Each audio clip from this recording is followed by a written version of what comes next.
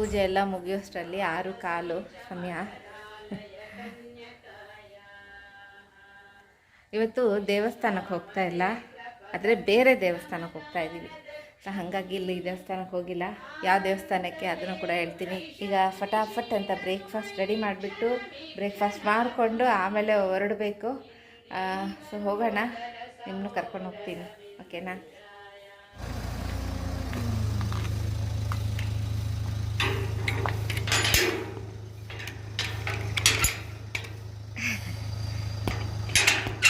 ಆಯಿತಾ? ಅದೇನದು ಕವರ್, ತಿಂಡಿ ಕವರ್. ಇವತ್ತು ಶನಿವಾರ ಡಿಸೆಂಬರ್ 30, ಧನುರ್ಮಾಸ ಆಗಿರೋದ್ರಿಂದ ಶ್ರೀ ವೆಂಕಟೇಶ್ವರನ ದರ್ಶನ ಮಾಡಿದ್ರೆ ತುಂಬಾ ಒಳ್ಳೆಯದು ಅಂತ ಅಂದ್ಕೊಂಡು ಈಗ ನಾವು ಹೊರಟಿದ್ದೀವಿ ವೆಂಕಟೇಶ್ವರನ ದರ್ಶನಕ್ಕೆ. ಈ ದೇವಸ್ಥಾನ ಎಲ್ಲಿದೆ, ಯಾವ ಜಾಗದಲ್ಲಿದೆ ಅದನ್ನು ಕೂಡ ತಿಳಿಸ್ತೀನಿ. ಅದಕ್ಕೂ ಮುಂಚೆ ನೀವು ನನ್ನ ಚಾನಲ್ಗೆ ಸಪೋರ್ಟ್ ಮಾಡಿ, ಹಾಗೆ ಸಬ್ಸ್ಕ್ರೈಬ್ ಮಾಡ್ಕೊಳ್ಳಿ. ಇಷ್ಟ ಆದರೆ ಪ್ಲೀಸ್ ಒಂದು ಲೈಕ್, ಒಂದು ಕಮೆಂಟನ್ನು ಮಾಡೋದು ಮಾತ್ರ ಮರಿಬೇಡಿ. ತನುಷ್ ಡ್ರೈವ್ ಮಾಡ್ತಾ ಇರೋದ್ರಿಂದ ನಮ್ಮ ಯಜಮಾನರು ಆರಾಮಾಗಿ ಕೂತ್ಕೊಂಡಿದ್ದಾರೆ. ಹಾಗೆ ರಸ್ತೆ ಎಲ್ಲ ಖಾಲಿ ಇತ್ತು, ಚಳಿಯಿಂದನೋ ಅಥವಾ ನ್ಯೂ ಇಯರ್ ಸೆಲೆಬ್ರೇಷನ್ಗೆ ಪ್ರಿಪ್ರೇಷನ್ ಮಾಡೋಕ್ಕೋಸ್ಕರನೋ ಗೊತ್ತಿಲ್ಲ. ಸೊ ನಾವು ಹೊರಟ್ವಿ, ಒಂದು ಕಡೆ ನಿಲ್ಸ್ಕೊಂಡ್ವಿ. ಚೆನ್ನಾಗಿದೆ, ಬಿಸಿಲು, ಎಳೆ ಬಿಸಿಲು ಅಲ್ಲ.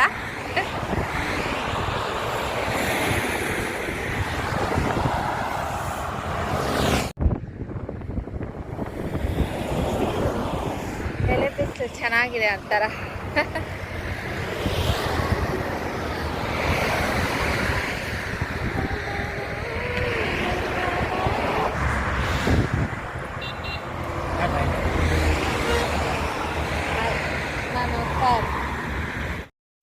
ಸ್ವಲ್ಪ ಹೊತ್ತು ಎಕ್ಸ್ಪ್ರೆಸ್ ವೇಯಲ್ಲಿ ನಿಲ್ಲಿಸಿದ್ವಿ. ಈ ಚಳಿಗೆ ಬಿಸಿಲಲ್ಲಿ ನಿಂತ್ಕೊಂಡ್ರೆ ಏನೋ ಒಂಥರ ಖುಷಿ ಅಂತ ಅನಿಸುತ್ತೆ.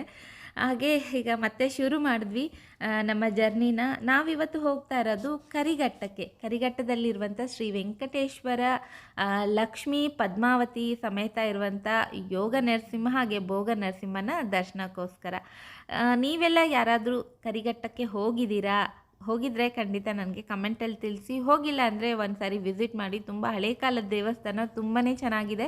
ಎಷ್ಟೋ ಜನಕ್ಕೆ ಇದ್ರ ಬಗ್ಗೆ ಗೊತ್ತಿಲ್ಲ ಅಂದ್ಕೊಳ್ತೀನಿ, ಯಾಕೆಂದರೆ ಇದು ನಾನು 2ನೇ ಸಾರಿ ಹೋಗ್ತಾ ಇರೋದು. ಇದಕ್ಕೆ ಮುಂಚೆ ನಾನು ಅಕ್ಕ ಜೊತೆ ಹೋಗಿದ್ದೆ, ಅಕ್ಕ, ನನ್ನ ತಂಗಿ, ಮಕ್ಕಳು ಎಲ್ಲರೂ ಸೇರಿ ಹೋಗಿದ್ವಿ. ತುಂಬಾ ಎಂಜಾಯ್ ಮಾಡಿದ್ವಿ. ಈ ಜಾಗ ತುಂಬಾ ಚೆನ್ನಾಗಿದೆ. ಮೇಲ್ಗಡೆಯಿಂದ ನೋಡಿದಾಗ ವ್ಯೂ ತುಂಬಾ ಚೆನ್ನಾಗಿ ಕಾಣಿಸುತ್ತೆ. ಸೊ ಇಲ್ಲಿಂದ ಇನ್ನೊಂದು ದೇವಸ್ಥಾನ ಬರೀ 5 ನಿಮಿಷದಲ್ಲಿದೆ. ಯಾರಾದರೂ ಕರಿಘಟ್ಟಕ್ಕೆ ಹೋಗಿರೋರ್ಗಾದರೆ ಗೊತ್ತಿರತ್ತೆ ಆ ದೇವಸ್ಥಾನ ಯಾವುದು ಅಂತ. ಆ ದೇವಸ್ಥಾನ ಯಾವುದು? ಅಮ್ಮನವರ ಒಂದು ದೇವಸ್ಥಾನ. ಈ ಬೆಟ್ಟದ ಮೇಲೆ ನಿಂತ್ಕೊಂಡು ನೋಡಿದ್ರೆ ಆ ದೇವಸ್ಥಾನ ಕೂಡ ಕಾಣಿಸುತ್ತೆ. ಖಂಡಿತ ನನಗೆ ಹೇಳಿ ಆ ದೇವಸ್ಥಾನ ಯಾವುದು ಅಂತ. ಅದು ಕೂಡ ತುಂಬಾ ಪ್ರಸಿದ್ಧವಾದಂಥ ದೇವಸ್ಥಾನ. ಕಾವೇರಿ ನದಿ ದಂಡೆ ಮೇಲೆ ಇರುವಂಥ ಅಮ್ಮನವರ ದೇವಸ್ಥಾನ. ಅದಕ್ಕೂ ಕೂಡ ಹೋಗ್ತೀನಿ. ಅದರ ಒಂದು ವಿಡಿಯೋ ಕೂಡ ನಿಮಗೆ ನೆಕ್ಸ್ಟು ನಾಳೆ ಬರುತ್ತೆ. ಈಗ ನಾವು ಮೇಲೆ ಹತ್ತಿದ್ವಿ. ಇದು ಸ್ವಲ್ಪ ಬೆಟ್ಟದ, ತುಂಬ ದೊಡ್ಡ ಬೆಟ್ಟನೂ ಅಲ್ಲ, ತುಂಬ ಚಿಕ್ಕ ಬೆಟ್ಟನೂ ಅಲ್ಲ. ಘಾಟ್ ಏರಿಯಲ್ಲೂ ಹೋಗೋ ಥರ ರಸ್ತೆಗಳು ಹಾಗೆ ಸುತ್ಕೊಂಡು ಹೋಗುತ್ತೆ ನೋಡಿ. ಮೇಲೆ ಹೋಗ್ತಾ ವ್ಯೂ ಎಷ್ಟು ಚೆನ್ನಾಗಿ ಕಾಣಿಸುತ್ತೆ ಅಂತೀರಾ. ತುಂಬ ಮೇಲಕ್ಕೆ ಹೋದರೆ ಇನ್ನೂ ಚೆನ್ನಾಗಿ ಕಾಣಿಸುತ್ತೆ ವ್ಯೂ. ಹಾಗೆ ರಜೆ ಇರೋದ್ರಿಂದನೂ ಏನೋ ಒಂದು ದೊಡ್ಡ ಗುಂಪು, ಅಂದರೆ ಸ್ಕೂಲ್ ಮಕ್ಕಳು ಪ್ರವಾಸಕ್ಕೋಸ್ಕರ ಬಂದಿದ್ದರು. ನನ್ನ ಮಗ ದೇವಸ್ಥಾನನ ಒಂದು ಸುತ್ತು ಹಾಕ್ಕೊಂಡು ಬಂದ. ಹೆಂಗಿದೆ, ಹಿಂದ್ಗಡೆ ಏನಾದರೂ ದಾರಿ ಇದೆಯಾ, ಅವನಿಗೊಂಥರ ಕ್ಯೂರಿಯಾಸಿಟಿ. ಅದು ಗಾಡಿ ಓಡಿಸ್ತಾ ಇರುವಾಗಂತೂ ಅವನಿಗೆ ಬೇಜಾರೇ ಆಗಲ್ಲ, ಡ್ರೈವಿಂಗ್ ಮಾಡ್ತಾನೇ ಇರಬೇಕು ಅಂತ ಅನಿಸುತ್ತೆ. ಅಲ್ಲೇ ಪಕ್ಕದಲ್ಲೇ ನಿಲ್ಲಿಸ್ಕೋಬೋದಾಗಿತ್ತು, ಆದರೆ ಇಲ್ಲ, ಆ ಕಡೆ ಹೋಗಿ ಪಾರ್ಕಿಂಗ್ ಮಾಡ್ತೀನಿ ಅಂತ ಆ ದೇವಸ್ಥಾನನೇ ಒಂದು ರೌಂಡ್ ಹಾಕ್ಕೊಂಡು ಬಂದುಬಿಟ್ಟ. ಸೊ ಇದೇ ಲಾಸ್ಟು, ಈ ಬೆಟ್ಟದ ಮೇಲೆ ಈ ದೇವಸ್ಥಾನನೇ ಲಾಸ್ಟು. ಆದರೆ ಸುತ್ತಮುತ್ತ ಟ್ರೆಕ್ಕಿಂಗ್ಗೆ ತುಂಬಾ ಚೆನ್ನಾಗಿದೆ. ಮಕ್ಕಳಿಗೆ ಆಟಾಡಲಿಕ್ಕೆ ಜಾಗ ಚೆನ್ನಾಗಿದೆ. ಹಾಗೆ ಪ್ರೀ ವೆಡ್ಡಿಂಗ್ ಶೂಟ್ ಮಾಡೋರು ಖಂಡಿತ ಈ ಜಾಗನ ವಿಸಿಟ್ ಮಾಡ್ಬೋದು, ತುಂಬ ಚೆನ್ನಾಗಿದೆ. ಈಗ ನಾವು ಬಂದಿದ್ದೀವಿ ಕರಿಘಟ್ಟ ವೆಂಕಟೇಶ್ವರನ ದೇವಸ್ಥಾನಕ್ಕೆ. ಇದು ಸ್ವಲ್ಪ ಬೆಟ್ಟದ ಮೇಲೆ ಇದೆ. ದೊಡ್ಡ ಗ್ರೂಪ್.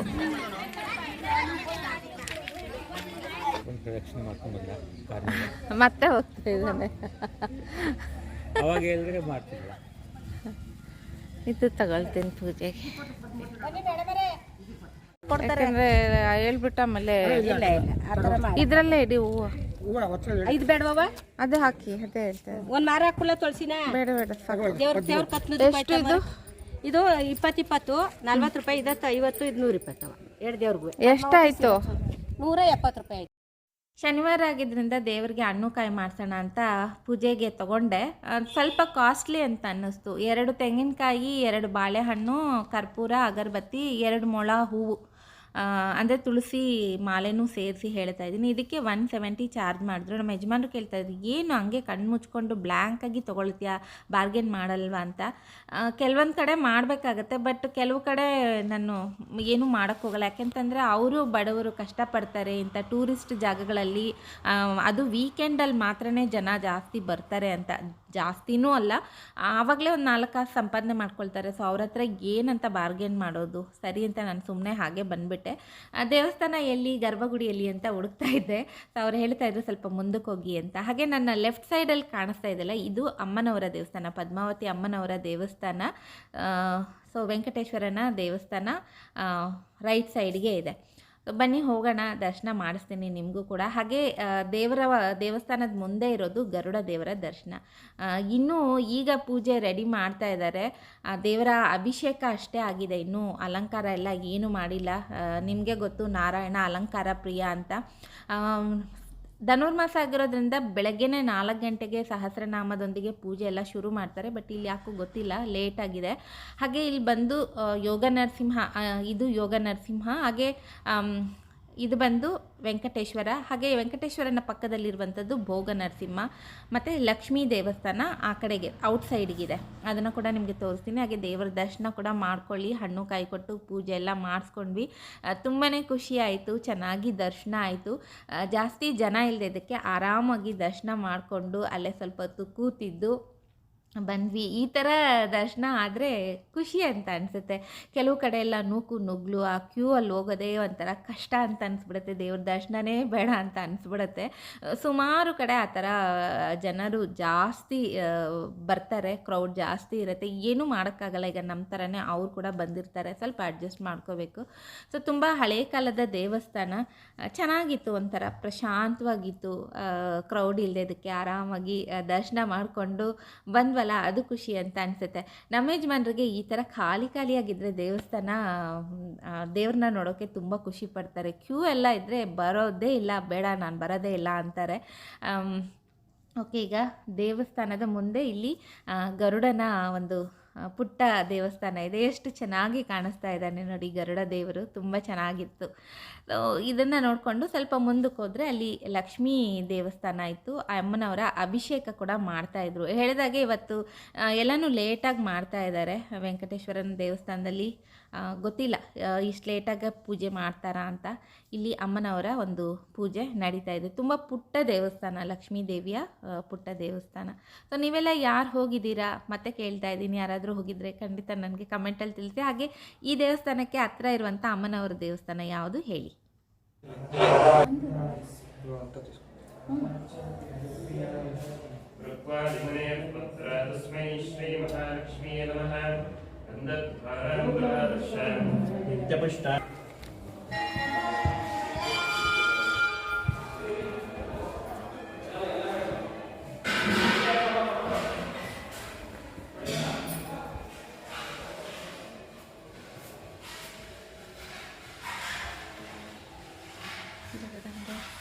ಜಗಜ್ಜನನಿ ನಮಸ್ತೆ ಮಹಾಲಕ್ಷ್ಮಿ, ನಮಸ್ತೆ ಸ್ತु ಮಹಾಮಾಯಿ ಶ್ರೀಪೀಠೆ ಸುಪೂಜಿತ ಶಂಖಚಕ್ರ ಗದಾಹಸ್ತೆ ಮಹಾ.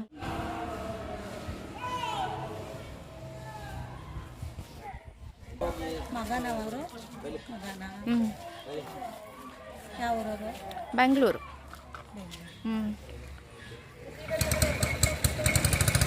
ಎಷ್ಟೊತ್ತವರೆಗೂ ಇರುತ್ತೆ ದೇವಸ್ಥಾನ?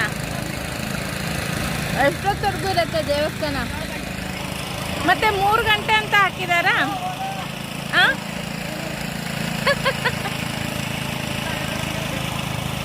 ಸೊ ಮಧ್ಯಾಹ್ನ ಆ್ಯಕ್ಚುಲಿ ಬೆಟ್ಟದ ಮೇಲೆ ಇರೋದಕ್ಕೆ ಗೂಗಲಲ್ಲಿ ಸರ್ಚ್ ಮಾಡುವಾಗ 3 ಗಂಟೆ ಅಂತ ಇತ್ತು. ಈಗ ಧನುರ್ಮಾಸ ವೀಕೆಂಡಲ್ಲಿ ಮಾತ್ರ 7 ಗಂಟೆವರೆಗೂ ಓಪನ್ ಆಗಿರತ್ತಂತೆ. ಬೆಳಿಗ್ಗೆ 6 ಗಂಟೆಗೇನೋ ಓಪನ್ ಮಾಡಿದ್ರೆ 7 ಗಂಟೆವರೆಗೂ ಓಪನ್ ಆಗಿರುತ್ತೆ ಅಂತ ಅವ್ರು ಹೇಳಿದ್ದನ್ನು ಹೇಳ್ತಾ ಇದ್ದೀನಿ. ಕ್ರೌಡ್ ಹೇಗಿರುತ್ತೆ ಅದ್ರ ಮೇಲೆ ಡಿಪೆಂಡ್ ಆಗುತ್ತೋ ಏನೋ ಗೊತ್ತಿಲ್ಲ. ತುಂಬ ಬಿಸಿಲಿದ್ದರಿಂದ ಇಲ್ಲಿ ಕಬ್ಬಿನ ಹಾಲು ಕುಡಿಯೋಣ ಅಂತ ಕಬ್ಬಿನ ಹಾಲು ಆರ್ಡ್ರ್ ಕೊಟ್ಟಿದ್ದರು, ಅದನ್ನು ರೆಡಿ ಮಾಡ್ತಾ ಇದ್ದಾರೆ. ಸೊ ನಾನು ನೋಡ್ತಾ ಇದ್ದೆ ಹೇಗೆ ಮಾಡ್ತಾರೆ ಅಂತ. ಸೊ ಫಸ್ಟ್ ಬೋಣಿ ನಮ್ಮದೇ ಅಂತ ಅವ್ರು ಹೇಳ್ತಾ ಇದ್ರು. ಯಾಕೆಂದರೆ ಜನ ಏನು ಜಾಸ್ತಿ ಇರಲಿಲ್ಲ, ಮತ್ತು ಬಂದವರೆಲ್ಲನೂ ತೊಗೊಳ್ತಾರೆ ಅಂತ ಹೇಳೋಕ್ಕಾಗಲ್ಲ ಅಲ್ವಾ. ಸೊ ಅದಕ್ಕೆ ಬೋಣಿ ನಿಮ್ಮದೇ ಸರ್ ಅಂತ ಹೇಳ್ತಾ ಇದ್ರು. ಈಗ ಕಬ್ಬಿನ ಹಾಲು ಕುಡಿದ್ವಿ. ನನ್ನ ಮಗನಿಗೆ ಇನ್ನೊಂದು ಗ್ಲಾಸ್ ಬೇಕಂತೆ. ಅಷ್ಟೊಂದು ಬಿಸಿಲಿತ್ತು ಆ್ಯಕ್ಚುಲಿ. ಹಾಗೆ ಇಲ್ಲಿ ಅಕ್ಕಪಕ್ಕ ಸಣ್ಣ ಪುಟ್ಟ ಅಂಗಡಿಗಳಿದೆ ದೇವಸ್ಥಾನದ ಪಕ್ಕ. ಪೂಜೆ ಸಾಮಾನುಗಳಾಗಿರ್ಬೋದು ಅದು ಸಿಕ್ಕತ್ತೆ. ಅದ್ರ ಜೊತೆಗೆ ಸೀಬೆಕಾಯಿ, ಮಾವಿನಕಾಯಿ, ನೆಲ್ಲಿಕಾಯಿ, ಎಲಿಚಿ ಹಣ್ಣು ಅಂತ ಸಿಕ್ಕತ್ತೆ. ಅದನ್ನು ನಾವು ಸ್ಕೂಲ್ ಡೇಸಲ್ಲಿ ತುಂಬ ತಿಂತಾಯಿದ್ವಿ. ಓಕೆ, ಕಬ್ಬಿನ ಹಾಲು ಕುಡ್ದಾಯಿತು. ಎಲ್ಚಿ ಹಣ್ಣು ಕೂಡ ತಗೊಂಡು ತಿನ್ಕೊಂಡು ಈಗ ನಾವು ಪಾರ್ಕ್ಗೆ ಬಂದಿದ್ದೀವಿ. ನೋಡಿ, ದೇವಸ್ಥಾನದ ಆಪೋಸಿಟ್ಗೆ ಪಾರ್ಕ್ ಇರೋದು. ಯಾವ ಕಡೆ ಹೋಗ್ಬೇಕು?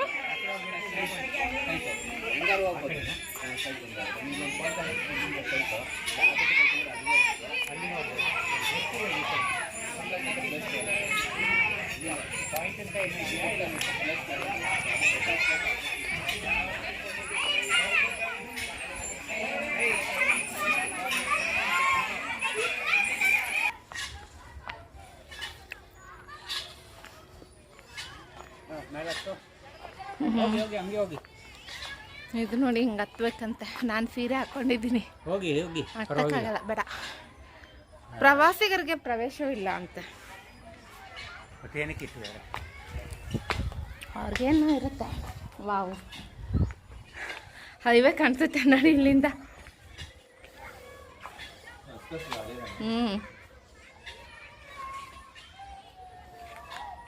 ಚೆನ್ನಾಗಿದೆ ಅಲ್ಲ?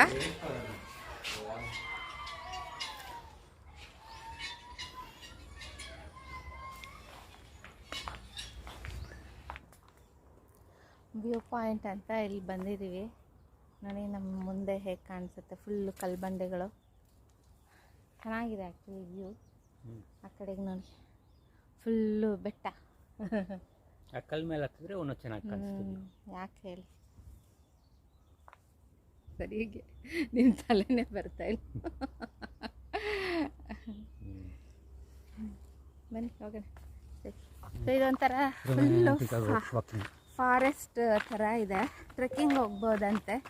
ಹಾಗೆ ಇಲ್ಲಿ ಪ್ರೀ ವೆಡ್ಡಿಂಗ್ ಶೂಟ್ಸ್ ಎಲ್ಲನೂ ಆಗುತ್ತೆ ಅಂತ, ಅದಕ್ಕೆ ಎಕ್ಸ್ಟ್ರಾ ಚಾರ್ಜಸ್ಸು. ಮದುವೆ ಆಗಿದೆ ಅದಕ್ಕೆ ತಲೆ ಎಲ್ಲ ತೆಗೆದ್ಬಿಟ್ಟಿಯಾ? ತಲೆ ಇಲ್ಲ ನನಗೆ ಅಂತ. ಹೌದಲ್ಲ, ಇದೆಯಾ ನಿಮಗೆ ತಲೆ? ತಲೆ ಇಲ್ಲ. ಫೋಟೋನಲ್ಲಿ ವಿಡಿಯೋನಲ್ಲಿ ಹಂಗೆ ತೆಗ್ದ್ಬಿಡ್ತೀಯ. ಇಲ್ಲದೆ ಇರೋ ತಲೆ ಯಾಕೆ ತೋರಿಸ್ಬೇಕು ಅಂತ. ಅದು ಒಂಥರ ಆನೆ ಏನೋ ಇದೆ ಅಂತ ಅಲ್ಲಿ ಬೋರ್ಡ್ ಹಾಕಿದ್ರು, ಗೊತ್ತಿಲ್ಲ. ಆನೆ ಏನೋ ಬಂದು ತಲೆ ಇದೆಲ್ಲ. ನಾನು ಆನೆನಾ? ಅಬ್ಬಬ್ಬಬ್ಬಬ್ಬ. ಹಾಗೆ ಕಾಡಿನ ಮಧ್ಯೆ ಒಂಥರ ಮಣ್ಣಿನ ದಾರಿಗಳಿದೆಲ್ಲ, ಮತ್ತು ರಸ್ತೆ ಕೂಡ ರೆಡಿ ಮಾಡ್ತಾ ಇದ್ದಾರೆ. ಟ್ರೆಕ್ಕಿಂಗ್ ಇದ್ದರೆ ಮಣ್ಣಿನ ರಸ್ತೆ ಇದ್ದರೆ ಓಕೆ. ಈ ಟಾರೆಲ್ಲ ಹಾಕ್ಬಿಟ್ಟು ಪಾರ್ಕ್ ಥರ ಮಾಡಿಬಿಟ್ರೆ ಅಷ್ಟೊಂದು ಚೆನ್ನಾಗಿ ಅನಿಸಲ್ಲ. ಮತ್ತು ಕೆಲವು ಕಾಲೇಜ್ ಸ್ಟೂಡೆಂಟ್ಸ್ ಎಲ್ಲ ಬಂದಿದ್ರು. ಒಂದು 7-8 ಕಿಲೋಮೀಟರ್ ಇಲ್ಲ ಅದಕ್ಕಿಂತ ಜಾಸ್ತಿನೂ ಮೇಲಕ್ಕೆ ಹೋದರೆ ಅಲ್ಲಿಂದ ವ್ಯೂ ತುಂಬ ಚೆನ್ನಾಗಿ ಕಾಣಿಸುತ್ತೆ ಅಂತ. ಬಿಸಿಲಿಲ್ಲದೆ ಹೋದರೆ ನಾನು ನಮ್ಮ ಯಜಮಾನ್ರು ಹೋಗಿಬಿಡ್ತಾ ಇದ್ವಿ. ತನುಷ್ ಬರಲಿಲ್ಲ, ಅವನು ಅಲ್ಲೇ ಕೂತಿದ್ದ. ಸೊ ನಾವಿಬ್ಬರೇ ಬಂದಿದ್ದಿದ್ದು. ಬಿಸಿಲಿದ್ದರಿಂದ ನಾವು ಜಾಸ್ತಿ ಮೇಲಕ್ಕೆ ಹತ್ತಕ್ಕಾಗಲಿಲ್ಲ. ಅದು ಅಲ್ಲದೆ ನಾನು ಬೇರೆ ಸ್ಯಾರಿ ಬೇರೆ ಹಾಕ್ಕೊಂಡಿದ್ದೆ. ಸ್ಯಾರಿ ಹಾಕ್ಕೊಂಡು ಈ ಬೆಟ್ಟ ಹತ್ತೋದೆಲ್ಲ ಸ್ವಲ್ಪ ಕಷ್ಟ ಅಂತ ಅನಿಸುತ್ತೆ. ಹಾಗಾಗಿ ಸ್ವಲ್ಪ ದೂರ ಹೋಗಿಬಿಟ್ಟು ವಾಪಸ್ ಬಂದ್ವಿ. ಅದೇ ಹೇಳ್ದಾಗೆ ಸ್ಕೂಲ್ ಮಕ್ಕಳು, ಕಾಲೇಜ್ ಸ್ಟೂಡೆಂಟ್ಸ್ ಒಂದಷ್ಟು ಜನ ಬಂದಿದ್ದರು. ಅವರೆಲ್ಲ ಮೇಲೆ ಹತ್ಕೊಂಡು ಹೋದರು. ಒಂದು ಗುಂಪಿದ್ರೆ ತುಂಬ ಚೆನ್ನಾಗಿರುತ್ತೆ. ಮಾತಾಡಿಕೊಂಡು, ಗೇಲಿ ಮಾಡ್ಕೊಂಡು, ತಮಾಷೆ ಮಾಡಿಕೊಂಡು ದಾರಿ ಹೋಗೋದೇ ಗೊತ್ತಾಗಲ್ಲ. ಆ ಥರ ಇದ್ದಾಗ ಹೋಗ್ಬಿಡ್ಬೋದು. ಮತ್ತು ಇನ್ನು ಸ್ವಲ್ಪ ಬೇಗ ಬಂದಿದ್ದರೆ ಮೇ ಬಿ ಹೋಗ್ತಾ ಇದ್ವೋ ಏನೋ ನಾನು ನಮ್ಮ ಯಜಮಾನ್ರು. ನನಗೆ ಗೊತ್ತಿರಲಿಲ್ಲ ಇಷ್ಟು ಮೇಲಕ್ಕೆ ಹೋದರೆ ವ್ಯೂ ತುಂಬ ಚೆನ್ನಾಗಿ ಕಾಣಿಸುತ್ತೆ ಅಂತ. ದೇವಸ್ಥಾನ ಅಂತ ಸ್ಯಾರಿ ಹಾಕ್ಕೊಂಡು ಬಂದಿದ್ದೆ. ಸೊ ಅಲ್ಲಿಂದ ಇಳಿದು ಬಂದ್ವಿ. ಹಾಗೆ ಕೆಲವು ಕಡೆ ಚೆನ್ನಾಗಿ ಒಳ್ಳೊಳ್ಳೆ ವ್ಯೂ ಪಾಯಿಂಟ್ಸ್ ಇದೆ. ಅದ್ರ ಜೊತೆಗೆ ಇವತ್ತು ಆಶ್ಚರ್ಯ ಆಗಿದ್ದು, ನಮ್ಮ ತನುಷು ನನ್ನ ಕೆಲವು ಫೋಟೋಸು ಇಲ್ಲಿ ತೆಗೀರಿ ಅಲ್ಲಿ ತೆಗೀರಿ ಅಂತ ಹೇಳ್ತಾ ಇದ್ದೆ. ಸಾಮಾನ್ಯವಾಗಿ ಅವ್ನ ಫೋಟೋಸ್ಗೆ ವೀಡಿಯೋಸ್ಗೆ ಬರೋದೇ ಇಲ್ಲ. ಈವನ್ ಶಶಾಂತ್ ಕೂಡ ಬರಲ್ಲ. ನಮ್ಮ ಯಜಮಾನ್ರು ಸ್ವಲ್ಪ ಕಷ್ಟನೇ, ಆದರೂ ನಾನು ತೆಗಿತೀನಿ ಅವರನ್ನು. ಇವರಿಬ್ಬರನ್ನ ವೀಡಿಯೋಲಿ ಅಥವಾ ಫೋಟೋ ತೆಗೆಯೋದು ಸ್ವಲ್ಪ ಕಷ್ಟ. ಇವತ್ತು ಅವನೇ ಕೇಳ್ತಾ ಇದ್ದ, ನನಗೆ ಆಶ್ಚರ್ಯ ಆಗ್ತಾಯಿತ್ತು. ಸೊ ಫೋಟೋ ಇಡ್ಸ್ಕೊಳ್ತಾ ಇದ್ದಾನೆ.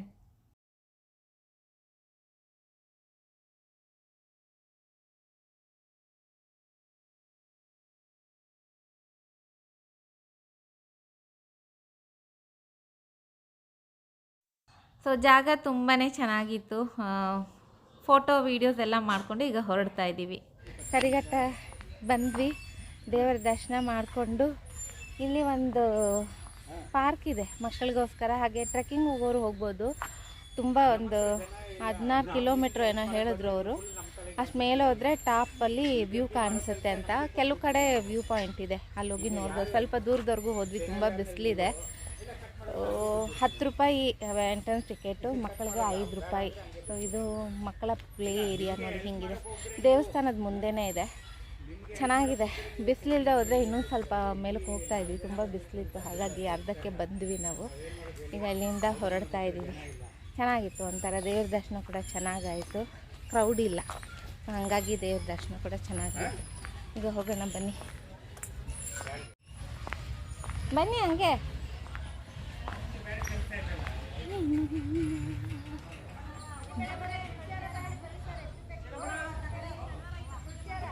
ಸಸ್ಯವನ.